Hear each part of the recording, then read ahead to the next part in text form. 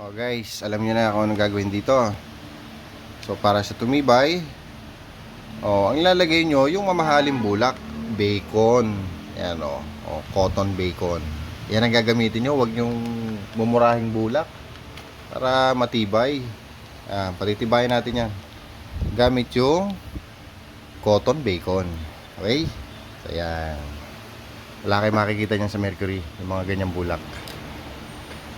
Okay guys, so yun na lagyan na natin ng pampatibay.